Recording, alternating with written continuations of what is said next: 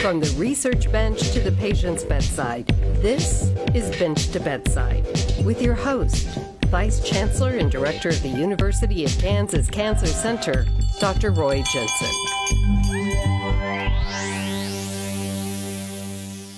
I'm Dr. Roy Jensen, Director of the University of Kansas Cancer Center.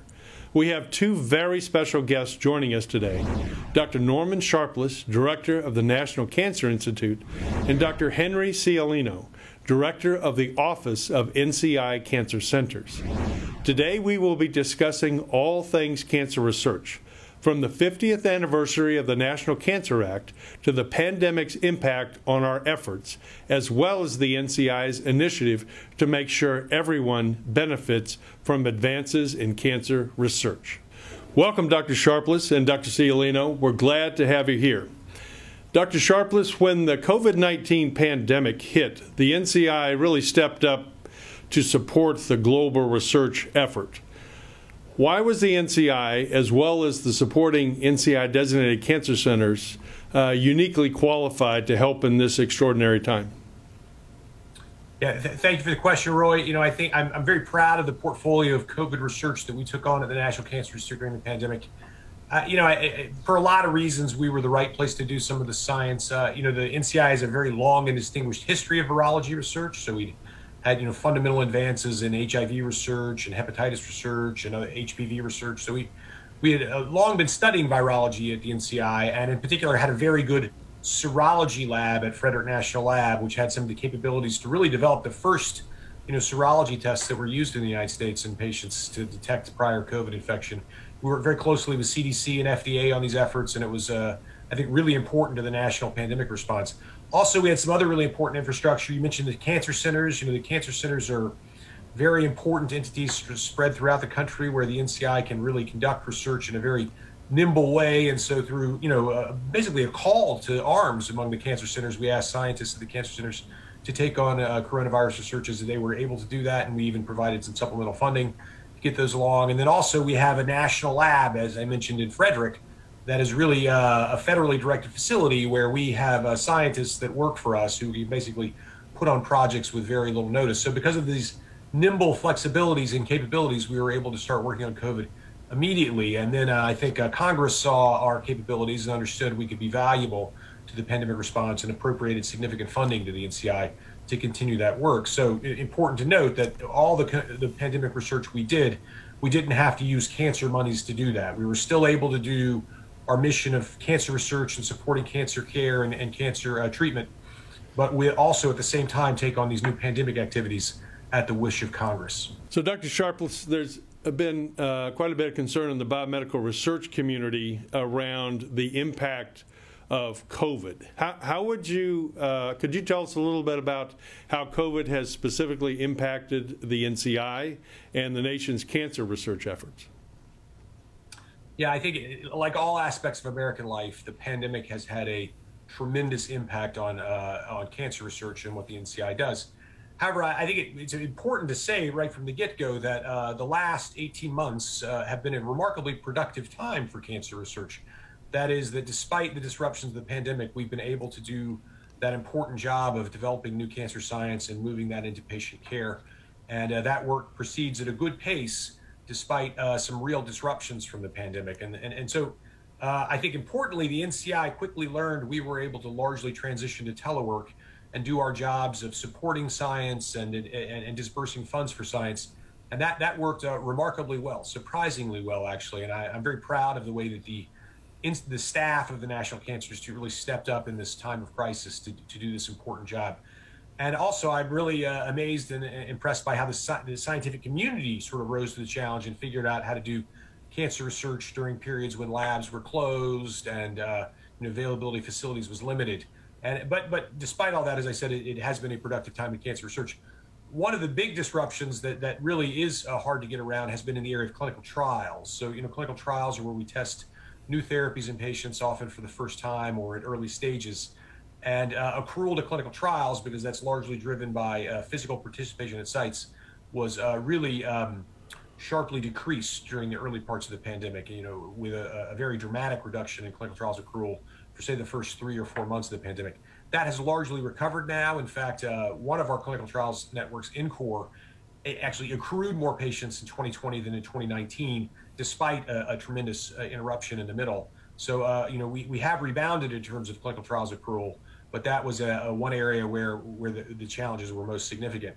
We learned some things from these disruptions, though. I think we learned a lot about how to work in the telework environment that we'll continue to use going forward. I think we learned a lot about telehealth, how to take care of patients, remotely, and that is something that will go forward. And we learned a lot about doing clinical trials in a pandemic environment. And so we learned, for example, how to do consent by phone and shipping medicines directly to patients and things that in concert with the FDA that we hadn't done in the past. So I think that the disruptions of the pandemic were very severe for cancer research, but we have weathered them. It's still a productive time for cancer research, and we actually learned some things that I think will be valuable going forward. You mentioned INCORE, and we were very proud to contribute to that program. In fact, we were able to exceed our accrual targets despite COVID. One of the things that NCI pointed out early on is the impact that COVID has on screenings. And in fact, Ron Chen at our place did a study showing that by one estimate, 10 million cancer screenings were missed during the pandemic. Could you tell us a little bit about the work that NCI has done to understand what this means for cancer morbidity and mortality?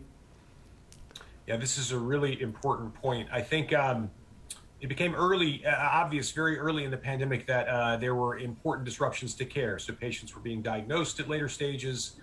Their care was being interrupted. So surgeries and radiation therapy and treatments were being delayed.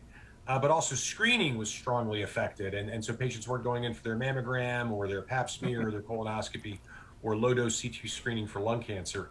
And early on, the NCI actually did some modeling to sort of, with guesstimates, that if screening and diagnosis were disrupted to a certain degree, what would be the impact of that on later cancer diagnosis and cancer mortality. And we predicted, excess mortality on the range of 1% of cancer deaths over the next 10 years. So we noted very early on in the pandemic that disruptions to screening and care could lead to worsened outcomes for patients. And that would be very significant. As you know, Roy, the mortality of cancer in the United States has been declining steadily since the 1990s. That rate of decline had actually accelerated in the last few years. And no one wanted to see, that good trajectory of decreasing cancer death in the U.S. reversed because of pandemic disruptions. So we were worried this might happen. And now, as you point out, a number of investigators have started to document that indeed that has been the case. And I think the study from Ron Chen at Kansas has been particularly important. I cite this study all the time from JAMA Oncology that we missed on the order of 10 million screening events due to the pandemic. And the U.S. doesn't really have the capacity to make those up in any immediate sense. And so we need to plan for the effects of that as we go forward. And I think what we really need to do is take collective action as a community to try and figure out how to minimize the disruptions of the pandemic in terms of cancer care and cancer screening, get patients back into cancer care and cancer screening as quickly as possible. And then also, when we do find that we're diagnosing patients at later stage, try and make up for that by enhanced treatment so that outcomes, cancer death isn't increased by the pandemic. So it's really going to be a collective work by the cancer community. Luckily, I think the cancer community has begun to step up to this challenge. So we've seen national societies such as ASCO and the American College of Surgeons and others really talk about better guidelines for cancer care during the pandemic. We've talked about how to make up missed screenings, and ACS, is the American Cancer Society, is leading a national sort of back to screening charge that I think is very laudable. And so, lots of other things going on at the local and community levels. And, but we need to collectively make the impact of the pandemic as least bad as possible for our patients with cancer. Mm-hmm. So I'm going to change gears here just a bit and focus on the 50th anniversary of the National Cancer Act, which really, I think, changed how we view cancer fundamentally. And Dr. Sharpless, could you tell us about the National Cancer Act and how it's really transformed cancer research and clinical care? Sure. The National Cancer Act of 1971 has been a really important piece of legislation in terms of cancer research. And You have to remember back then, cancer was very ineffectively treated. There had been some progress in childhood leukemia, for example, and there was this hope that with really concerted effort, we could make the kind of progress against cancer that had been seen in infectious disease. So the idea was that with the National Cancer Act being passed in 1971, some had speculated that we would have a cure for cancer by 1976, just in time for the nation's bicentennial. And unfortunately, cancer turned out to be a much harder problem than I think initial expectations led. But the National Cancer Act really did three important things in my mind in terms of really advancing the national mission against cancer.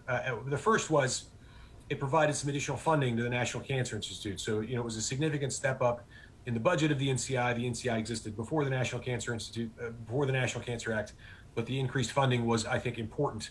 Secondly, it provided a whole bunch of new capabilities for the National Cancer Institute. So it gave us things like the Frederick National Lab, the thing I mentioned before, where we used, which we use for a lot of pandemic research, and where many important cancer research initiatives have been conducted throughout the last few decades.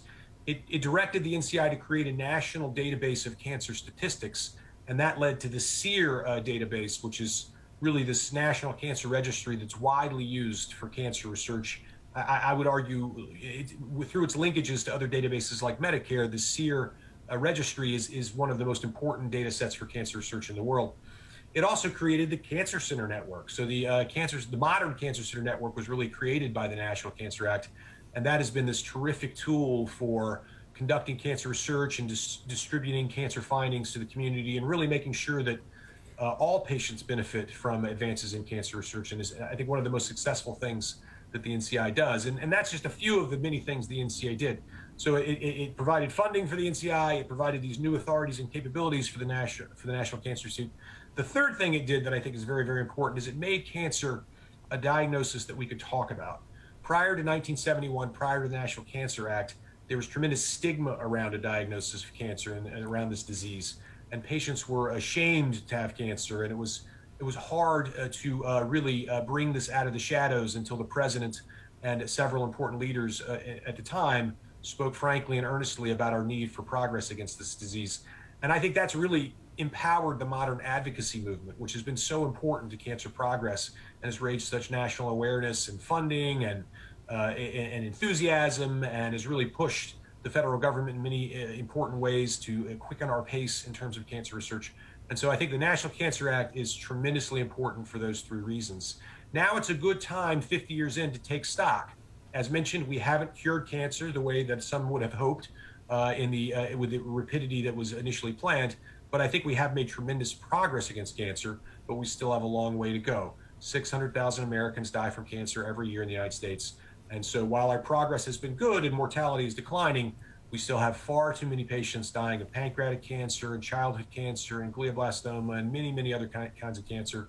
And so we've come a long way, but we still have a long way to go. And I would agree. We've made tremendous progress in the last 50 years. And maybe at this point, if you could speculate on what you would consider some of the most important breakthroughs that have been made as a result of the passage of the National Cancer Act. In my time as an oncologist, I think one of the real paradigm shifts of cancer care, I started out in this field in the 90s, has been this appreciation that cancer isn't sort of one disease or even 5 or 10 diseases, but really hundreds or thousands of diseases. It's an appreciation of the heterogeneity of cancer, or in some sense, you can almost think of every patient's cancer as being almost unique and private to them. And that personalization of cancer has really transformed how we study cancer, how we do research around this disease, and how we treat patients. So for example, when I started out in the field, we kind of thought of breast cancer as being one thing, and we basically treated everybody with breast cancer with the same ineffective medicines and plus surgery and radiation, and we had some success against a modest number of patients, but most patients with advanced disease did not benefit from that because we were sort of treating them all exactly the same and not really trying to understand the fundamental biology of each tumor. And now, decades later, we appreciate that some cancers that are called breast cancer are quite different from other cancers that are called breast cancer. The extreme of this now is in non-small cell lung cancer, where what was one disease 10 or 15 years ago is now many different diseases that each have their own diagnostic, their own molecular driver, and they have their own therapy and their own prognosis and their own epidemiology and things that cause these kinds of cancers. So really, to make progress against that, it's not enough to just call the cancer based on some tissue of origin or some appearance under the microscope, but you really have to understand the molecular biology of the cancer. And that has made so much possible. So these remarkably effective medicines that will, these pills one can take to target certain kinase inhibitors, for example, to really cause dramatic responses in cancer, were made possible by that advance. And those medicines don't work in every patient, but they work in some patients remarkably well. Immunotherapy, the idea of activating the immune system to respond to certain cancers in ways that we're now beginning to understand, has been a tremendous improvement. And also, there were a lot of therapies that we developed over the decades, prior to present time, that now we really understand in who they are going to work and who benefits from them. And so, rather than applying them to everyone in sort of a random way, we use even these older treatments in a more personalized and precision approach. So I think that appreciation of the heterogeneity of cancer, which was really based on decades of elegant molecular biology to understand the pathogenesis of cancer at the molecule level, that's been the major transformation of cancer care and cancer discovery in my period as an investigator. Yeah, it really has been an amazing time of progress. So, Dr. Ciolino, you lead the Office of Cancer Centers, which supports NCI-designated cancer centers, including the University of Kansas Cancer Center. In your opinion, why is it that NCI-designated centers are so important to the nation's research enterprise? Roy, I love to brag about the NCI-designated cancer centers, so thank you for that question. Over 70% of the research and training that NCI funds goes to just 71 institutions around the country, the 71 NCI-designated cancer centers. Centers carry out research, interdisciplinary research on all aspects of cancer, from basic science to discover new targets and new drugs to treat cancer, to clinical research designed to translate those discoveries into cancer patients, and population sciences to determine the risk factors of cancer and help intervene to reduce the burden of cancer in populations through cancer control programs such as screening and tobacco cessation efforts. In addition to all this research, centers are also the place where we train and educate the next generation of cancer researchers, ensuring that the enterprise can continue into the future. The centers are truly the way that NCI carries out its national mission. So I couldn't agree with you more, and we're really blessed to have an NCI-designated center here at the university. If you're just joining us, we're here with two national leaders in cancer research, Dr. Norman Sharpless and Dr. Henry Ciolino. Remember to share this link with people you think might benefit from our discussion. Use the hashtag #BenchToBedside. So, Dr. Sharpless, you mentioned the strong history of virology research tied into cancer research.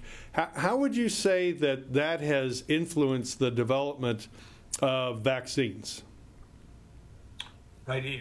Vaccine research is an important part of virology research. It's sort of one of the therapeutic modalities whereby we prevent large-scale worldwide infection at the public health level.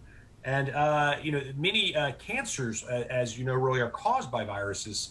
So hepatitis B causes liver cancer worldwide. It's a very important cause of liver cancer. Human papillomavirus, HPV, causes cervical cancer. And there are many other viruses that cause cancer. A significant fraction of cancers worldwide are virally induced. Therefore, vaccines provide a public health approach to try and reduce the burden of cancer worldwide. And so the NCI has long been interested in that possibility.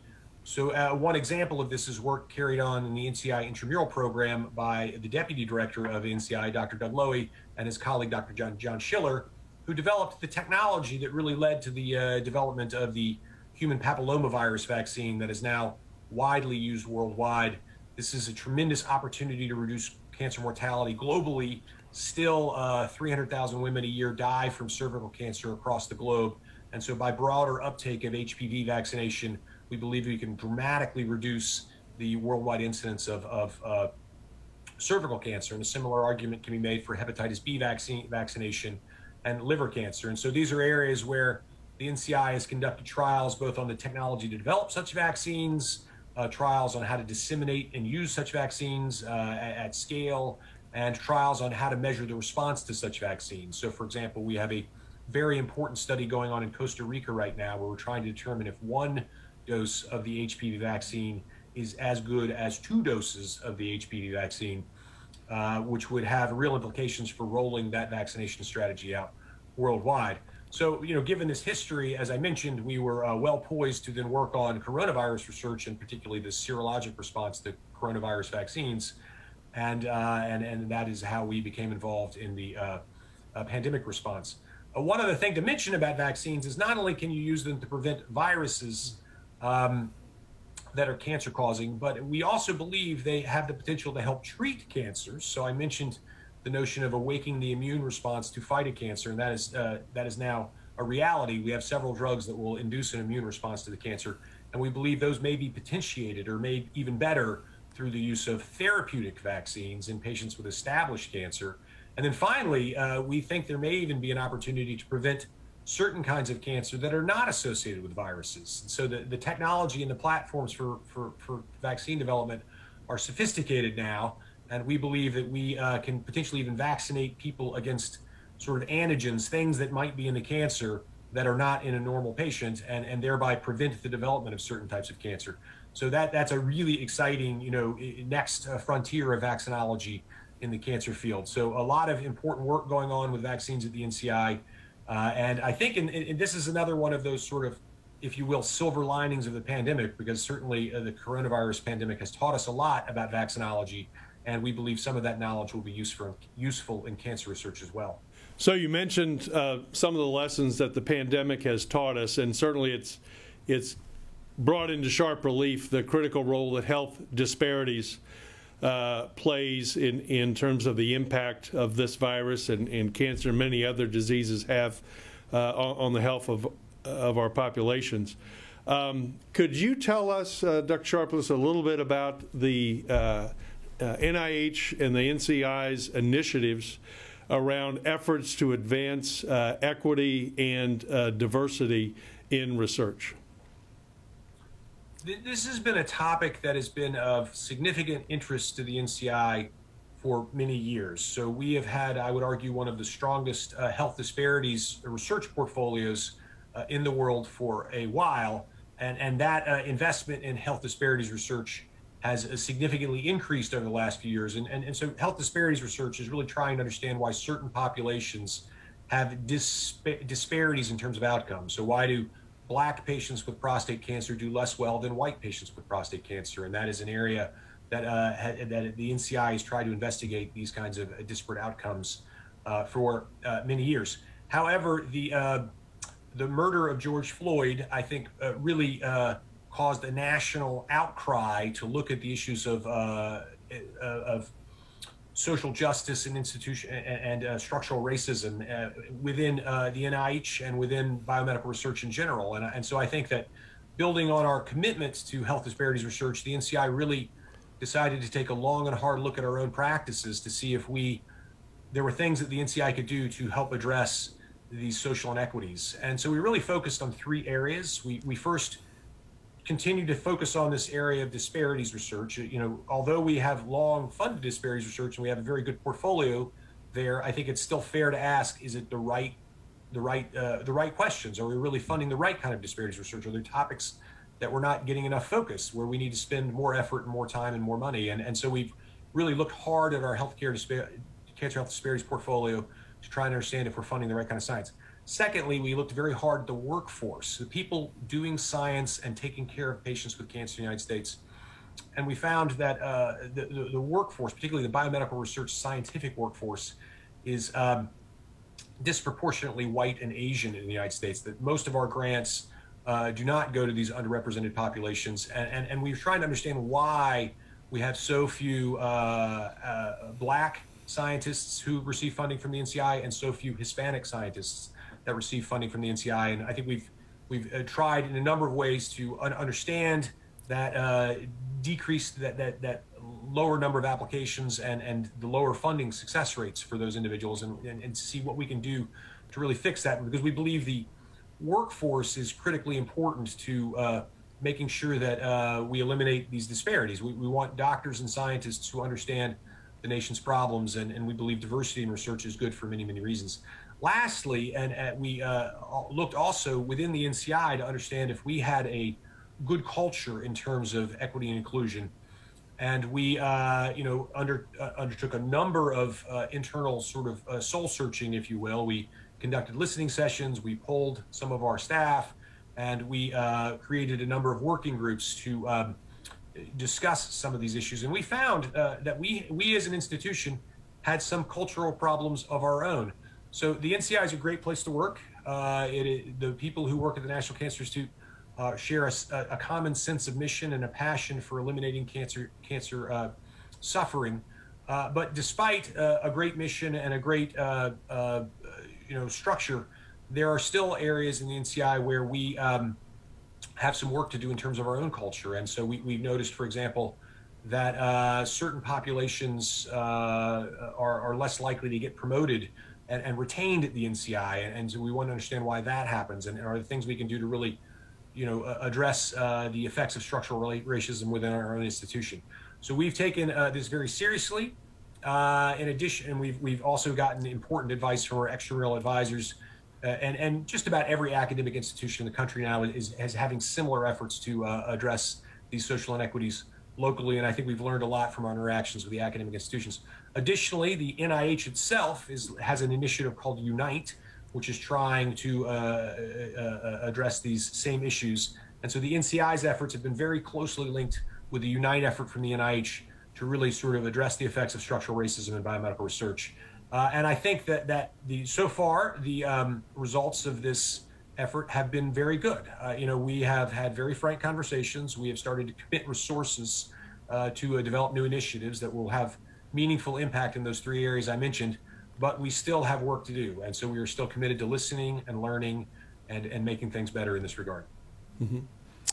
So Dr. Ciolino, I think it's important for our audience to know that you really have played a tremendously positive role in getting cancer centers connected to their communities and their catchment areas. And so could you tell us about how NCI-designated cancer centers play a major role in terms of addressing diversity, equity, inclusion, and specifically disparities in cancer, and how you would propose modifications of our center guidelines to help move those initiatives forward?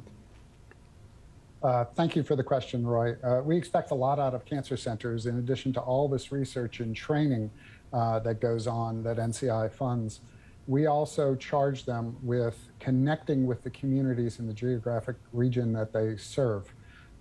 This community outreach and engagement component of the Cancer Center Support Grant requires them to bring all the benefits of their research, whether it's clinical trials or cancer control activities, out to the community. This interaction is actually bi-directional, though. They also are required to establish community advisory boards, which gives people and communities a forum to let the Cancer Center know what concerns them, what's going on in their neighborhoods, what they feel the next generation of cancer researchers should be working on.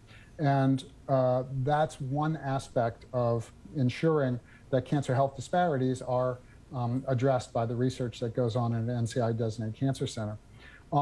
Another effort that we're going to introduce coming soon is the fact that the research workforce should reflect the various people that make up our nation. And because the Centers program is the flagship program of NCI, we would like to encourage cancer centers to establish the infrastructure needed to bring along a diverse workforce and a diverse leadership to the Cancer Center. So we are going to ask centers to come up with a plan to enhance diversity. in the next version of the Cancer Center Support Grant, and they will be evaluated on how effective these have been in the past, but more importantly, going into the future, whether their efforts are going to result in greater diversity at cancer centers among the leadership and amongst the members of cancer centers. So, Dr. Ciolino, what would you say the NCI is doing to help ensure that all Americans share equally in medical advances resulting from cancer research? Well, I think we've covered it to a certain extent. Community outreach and engagement is absolutely critical. It gives people that forum they need to be in touch with their cancer center, and a forum for the cancer center to bring its research out into the community. Health disparities research is absolutely critical. All Americans should benefit from the research that NCI conducts, and that's the sort of interdisciplinary research that a cancer center brings to the table is very important, because cancer health disparity is multifactorial. It runs from biological processes that might be different between different, say, ethnic groups or races, that might explain, for example, why American Indians have much higher cancer rates than non-Hispanic white populations. But it also may be health behaviors that the population scientists can identify that put certain populations at greater risk for developing cancer or give them a worse prognosis. Both of these aspects are very important in ensuring that all Americans benefit from the money that NCI awards to the various institutions around the country. So we're nearing the end of today's episode, and I'd like to hear from each of you in regards to what you think is the next frontier in cancer research. And Dr. Ciolino, we'll start with you and finish up with Dr. Sharpless. One of the things I don't think Ned mentioned is one of the great advances over the last few years. I've been very impressed with the growth of population sciences. This was once such an afterthought in NCI's portfolio that we essentially had to create a new designation of cancer centers called comprehensive cancer centers in order to encourage places to carry out research designed to identify groups of people and what their risk factors were, what their special susceptibilities are to cancer. And I think because they have been so successful, because cancer research in general has been so successful, survivorship is very important. People are now being, if not outright cured with cancer, they're being able to live with cancer much longer. And there's a whole host of problems that are associated with that. And I think survivorship research is going to be very important in the future. Dr. Sharpless?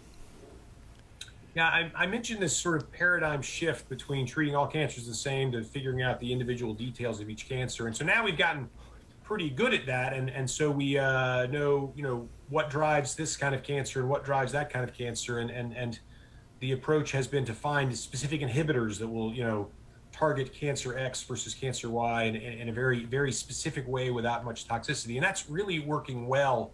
You can see sort of the engine of biomedical research working with industry, crank out those new molecules that will have these remarkably active effects in cancer. And so I think we'll come to see this present time as a golden age of cancer research, where we've really translated, decades of basic science into very meaningful advances for patients. And that I expect to continue at a great pace for a while. And in fact, one problem we're having now is trying to figure out, we have so many new ways of treating cancer, that how to mix them and use them properly in sequence or in parallel is really becoming an issue, and is straining our ability to do clinical trials, because there are lots of good ideas for certain diseases. So, I do think this will be viewed as a golden age of cancer progress, the way we think of, the 1930s as such an advance for a time of such progress for antibiotics, for example. And so what I think of sort of coming next now, building on this success, are really a lot of population measures that will allow us to speed that progress that I mentioned. So I think we are beginning to think very differently about the topic of cancer prevention in the United States. We've had great success, or some success, with tobacco control, reducing exposure to combustible cigarette smoke, which is the leading cause of cancer in the United States. but we still have a ways to go there. But that has shown us the power at the public health level of prevention. But now we're also seeing that just because cancer is very heterogeneous and all these different types of cancers are they're also caused by different things, and so cancer prevention needs to be sort of tailored and precision as well. That we need to recommend specific measures for specific types of individuals based on their behaviors. And so that sort of precision prevention is an important idea for cancer prevention. I think as a nation, we're still going to have to get serious about confronting the obesity epidemic.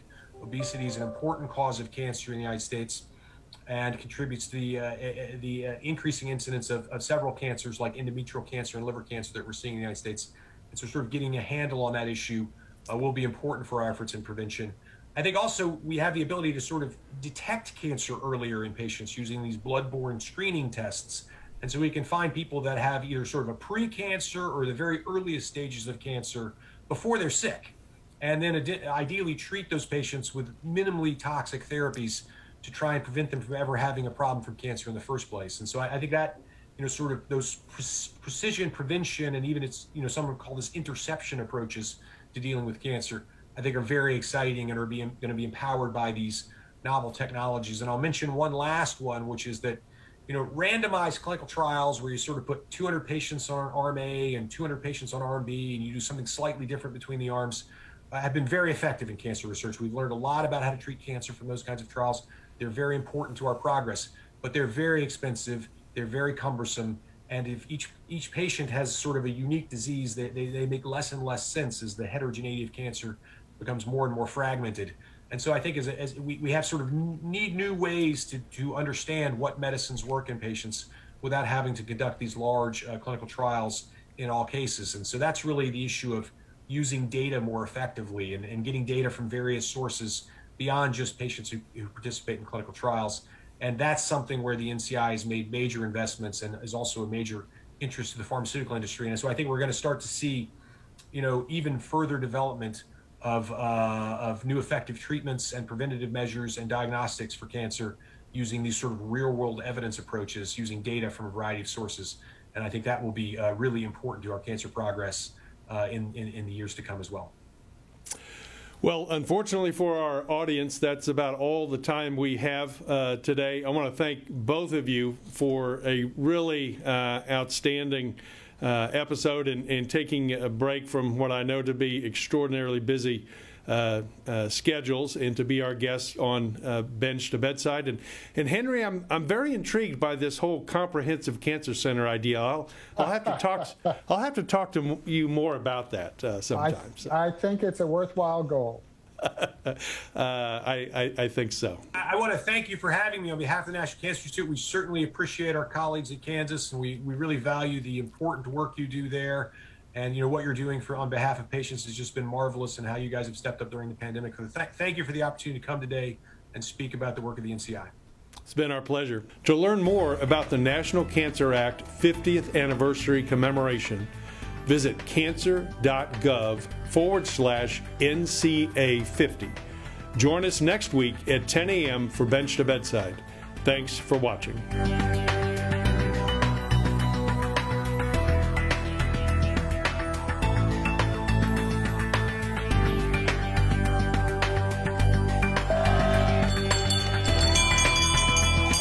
Subscribe to our Bench to Bedside podcast, now everywhere podcasts are available.